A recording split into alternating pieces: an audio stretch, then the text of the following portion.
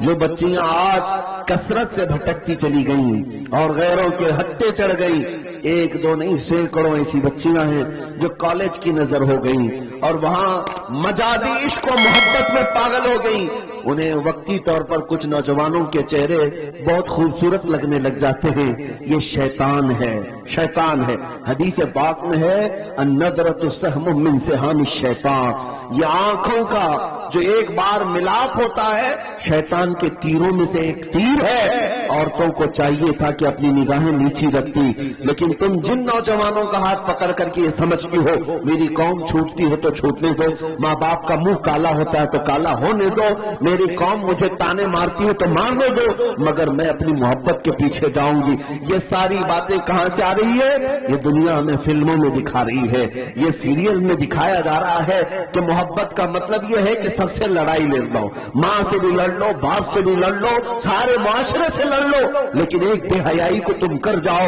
یہ دنیا یہی تو دکھا رہی ہے، اور بچے ہمارے یہی سمجھتے ہیں کہ ہم کو بھی ایسا ہی کرنا ہے۔ اس کو یہ سمجھتے ہیں ایک جنگ ہے، محبت کی جنگ لڑ رہے ہیں۔ نادانو، یہ محبت کی جنگ نہیں ہے، یہ بے حیائی اور ننگا پن ہے۔ تمہیں اتنی بھی خبر نہیں جس ماں نے اپنے خون جیسے دودھ کو تمہارے حلق میں 2 سال تک ڈالا اور رات رات جاگ کر کے تمہاری تربیت کرتی رہی، وہ باپ جو پورا دن بھر تمہارے لیے پسینے بہاتا تھا، اور تجھے خبر بھی نہیں ہے کتنی عیدیں، کتنی ایسے تہوار آئے جب وہ اپنی خوشی چھوڑ کر تمہارے لیے لباس لاتا رہا، تمہارے لیے چھوٹے چھوٹے کھلونے دیکھتا رہا۔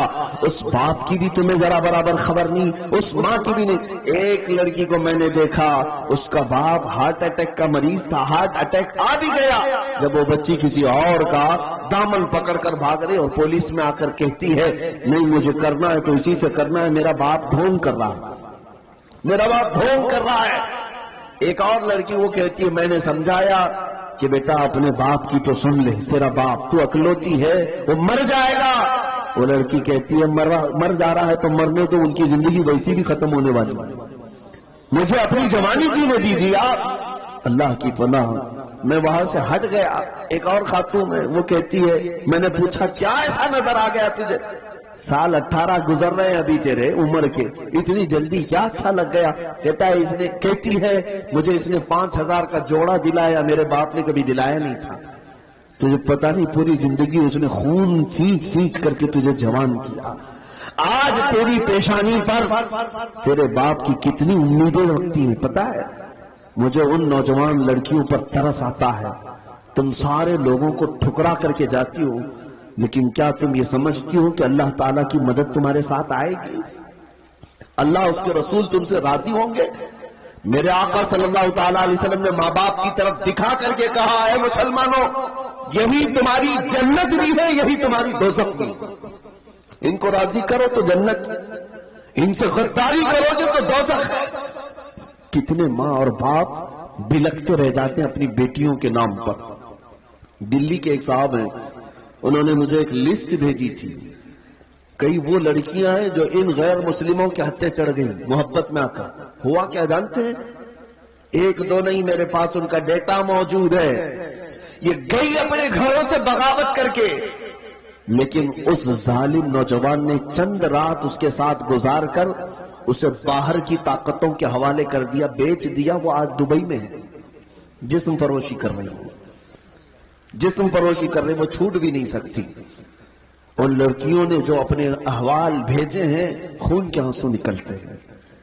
وہ رو رہی ہے اور کہتی ہے اب ہمارے پاس کوئی ٹھکانہ ہی نہیں، اس نے بھی ہمیں ٹھکرا دیا اور ہم تو اپنے ماں باپ کو ویسے ہی چھوڑ کر کے آئے تھے، جائیں تو کہاں جائیں۔ ایک دو گھر والوں کو ہمارے کچھ نوجوانوں نے سمجھایا بجھایا تھا کہ بیٹی ہے تمہاری، لے لو اس کو، اس ظالم نے چھوڑ دیا۔ لیکن میرے عزیزوں ان بچیوں کو آخر کون سمجھائے؟ انہیں ایسا لگتا ہے کہ بس ساری زندگی یہ رات کی لذت ہے۔ جانور مت بنو، پوری زندگی اس ہوس کے لیے، شہوت کے لیے نہ جیو، ستاروں سے آگے جہاں اور بھی ہے۔ تمہیں کیا خبر ہے کہ کسی کا بستر گرم کر لینا اس کو محبت کہتے ہیں، اس کو عشق کہتے ہیں؟ یہ بے حیائی کو کس نے عشق کا نام دے دیا؟ اس اخلاق سوز حرکت کو کس نے محبت کا نام دے دیا؟ ایک نوجوان منہ لٹکائے ہوئے آیا تھا، کہہ رہا تھا محبوبہ چھوٹ گئی، 4 سال سے اس کے ساتھ تھا، چھوٹ گئی، اب دوسرے کے ساتھ چلی گئی، کچھ وظیفہ دے دے، دل بے قرار ہے، اب کیا کرے گا پاگل مجنوں، شعر و شاعری کرتے گھومتا ہے۔ میں نے یہی کہا تھا بیٹا ایک ہی دل تھا، دینا تھا تو ایسی لیلا کو کیوں دیا جو روز شوہر بدلتی ہے، دینا تھا اس دل کو تو دربار مصطفیٰ میں دیا ہوتا، اس نبی پاک کے قدموں میں رکھا ہوتا۔ اور میرے مصطفیٰ کریم کی عادت کریمہ ہے، ایک بار کسی نے اگر اپنا ہاتھ ان کے ہاتھ میں دے دیا تو موت تک وہ تمہیں تنہا نہیں چھوڑتے، موت تک تنہا نہیں چھوڑتے۔ زندگی تو زندگی ہے، قبر میں جب تم پہنچو گے منکر نکیر بعد میں آئیں گے، تاجدار مدینہ پہلے تشریف لاتے ہیں۔ حشر میں بھی وہ تنہا نہیں چھوڑیں گے، جہاں تم پیاس کی شدت سے بلبلا رہے ہو میرے مصطفیٰ حوض کوثر کا جام بھر کر تمہیں پلا رہے ہوں گے۔ جو نبی پاک صلی اللہ تعالیٰ علیہ وسلم ہماری دستگیری اور ہماری مدد کے لیے ہمہ وقت ہیں، اس نبی کے فدائی بنو، دنیاوی مجازی عشق و محبت کے پیروکار بن کر اپنی زندگیوں کو تباہ و برباد مت کرو۔ اقبال کی اس بات پر میں اپنی گفتگو کو سمیٹتا ہوں، کی محمد سے وفا تو نے تو ہم تیرے ہیں، یہ جہاں چیز ہے کیا لوح و قلم تیرے ہیں۔ کون کہتا ہے کہ ان کے پیچھے چلنے سے عزت نہیں ہوتی؟ میرے عزیزو، مجھ جیسے ایک حقیر آدمی کو دیکھو، آج جو دنیا ہمارے اوپر ٹوٹ پڑتی ہے یا آپ ہمیں چھونے کے لیے دیکھنے کے لیے آتے ہیں تو اس لیے نہیں آتے کہ ہم کوئی بڑے زمیندار ہیں یا کوئی نیتا جی ہیں یا کوئی بڑی پارٹی کے کاریہ کرتا ہے، نہیں، سب کو پتا ہے صرف اور صرف یہ عزت اسی لیے ہے کہ یہ نبی پاک کی غلامی میں جی رہا ہے۔ یہ ناز یہ انداز ہمارے نہیں ہوتے، جھولی میں اگر ٹکڑے تمہارے نہیں ہوتے، جب تک کہ مدینے سے اشارے نہیں ہوتے روشن میری قسمت کے ستارے نہیں ہوتے۔ اے نوجوانوں، تم سب کے لیے میرا پیغام ایک ہی ہے، بک جائیے بے دام ہی بازار نبی میں، بے دام ہی بک جائیے بازار نبی میں، اس شان کے سودے میں خسارے نہیں ہوتے۔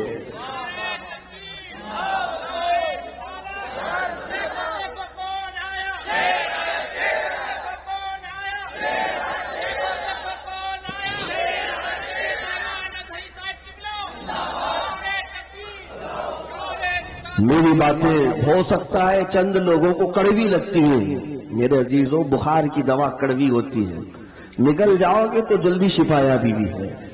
ہاں میری باتوں کا برا نہ مانو، لیکن اگر میں نے کہیں آپ کے اوپر سخت جملے رکھے ہیں تو صرف اور صرف اس لیے کہ یہ میرا درد ہے۔ تم میرے مصطفیٰ کے غلام ہو، اگر میں تمہیں نہ بولوں تو کس کو بولوں؟ اگر تمہارے اندر اخلاق برے آتے ہیں تو تکلیف صرف ہمیں نہیں رسول اللہ کو ہوتی ہے۔ کب تک میرے نبی پاک کو تکلیف پہنچاؤ گے؟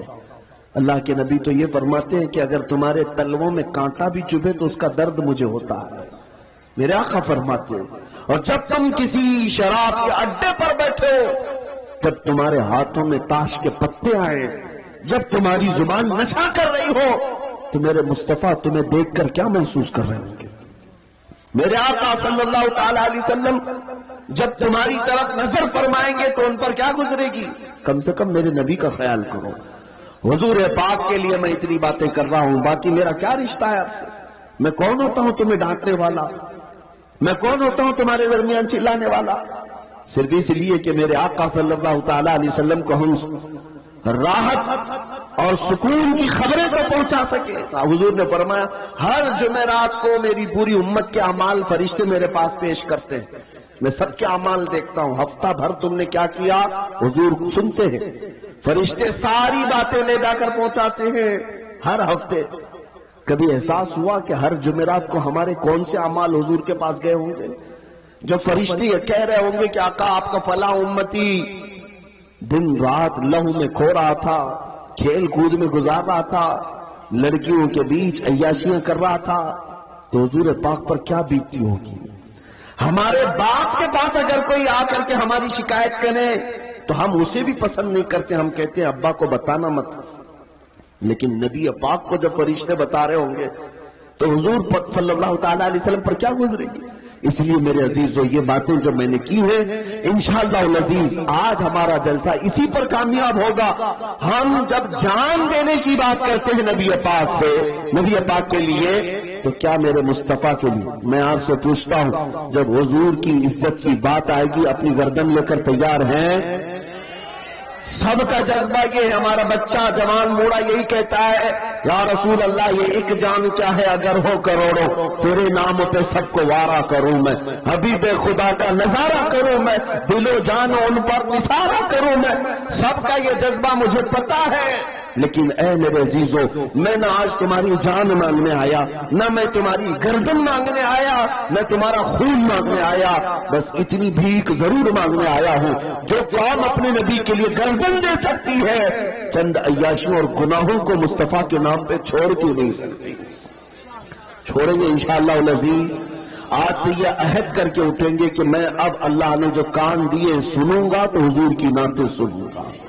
زبان سے میں کبھی غلیظ کلمات، گالی گلوچ اور گانے نہیں گاؤں گا. اگر میری زبان کھلے گی تو اس بات کے ساتھ میں سو جاؤں یا مصطفیٰ کہتے کہتے، کھلے آنکھ میری صلی اللہ کہتے کہتے. جب بھی زبان بولے گی تو نبی نبی بولے گی. سب سے اعلیٰ و اولا ہمارا نبی، سب سے بالا و والا ہمارا نبی. چند نعتیں یاد کر لو تاکہ چلتے پھرتے بھی تمہاری زبان اگر کسی کو پکارے تو میرے مصطفیٰ کو پکارے. توجہ چاہتا ہوں، یہ کام کریں گے آج سے انشاءاللہ. اب میری گفتگو یہاں پر ختم ہو گئی اور میں نا امید ہو کر کے نہیں جاتا، نا امید ہو کر نہیں جاتا. مجھے یقین ہے میں نے کسی ایسے ویسے کا نہیں، تمہارے خون سے بھی بڑھ کر، تمہاری جان سے بھی بڑھ کر جس کا رشتہ ہے اس نبی کا واسطہ میں نے تمہیں دیا ہے، اس رسول پاک کا واسطہ میں نے تمہیں دیا ہے. اور مجھے پتا ہے کہ نوجوان ہمارے گناہ تو کر سکتے ہیں لیکن اپنے نبی کو دھوکہ کبھی نہیں دے سکتے، اپنے نبی کو دھوکہ نہیں دے سکتے. بے وفائی ہم حضور کے ساتھ کبھی نہیں کریں گے. اب اخیر میں چند باتیں آپ سے کہتا ہوں. ٹھیک ہے یہ ہمارے اعمال تھے، اس کی اصلاح ضروری تھی اس لیے مجھے کہنا پڑا، لیکن پھر بھی اے مسلمانوں اگر تمہارے اعمال جیسے بھی ہو جائیں خوف اور ڈر اپنے سینے میں مت لانا. ہندوستان میں رہ رہے ہو نا، آپ میں سے کوئی پاکستان سے آیا ہے؟ پاکستان والا چھپ چھپ کر کے پھرے مجھے کوئی پکڑے گا. ارے جس زمین کے ہم برسوں سے وارث ہیں، یہ زمین آج کے 5 سالہ نشیڑی لوگوں کی نہیں ہے، یہ ہمارے باپ آدم علیہ السلام کی زمین ہے یا نہیں ہے؟ تو بھیک مانگی ہوئی زمین نہیں ہے، نہ یہ ہم چوری چپاٹی کرتے ہوئے ڈکیتی ڈالتے ہوئے یہاں آ کر کے قبضہ کیے ہوئے. تو ڈر کس بات کا، خوف کس بات کا؟ اپنی زمین پر رہ رہے ہیں تو آج کے بعد خوف سے نہیں جئیں گے انشاءاللہ، خوف سے نہیں جئیں گے. اگر یہ ظالم کتے کہیں کسی کو ظلم کے ساتھ پکڑتے بھی ہیں تو میرے عزیزوں ڈرنے کی ضرورت نہیں. یہ عہد کر کے اٹھنا کہ گردن جائے گی تو اللہ اکبر کے نام پہ جائے. ہم حسینی کردار کو زندہ کر کے جائیں گے. تمہارے مرنے سے اور میرے مرنے سے کچھ نہیں ہوگا، اسلام زندہ ہوتا ہے ہر کربلا کے بعد. انشاءاللہ العزیز کچھ نہیں ہوگا. آپ تمامی حضرات بے خوف جئیں گے انشاءاللہ اور اپنے دین کی سربلندی کے ساتھ جئیں گے. اپنے دین کو نہ ہلکا ہونے دیں گے، نہ اپنے نبی پاک کی بے عزتی کبھی برداشت کر کے جئیں گے، کبھی نہیں. توہین رسالت ہوگی تو شمع نبوت کے پروانے طاغوتی طاقتوں سے ٹکرائیں گے ناموس رسالت کی خاطر انشاءاللہ.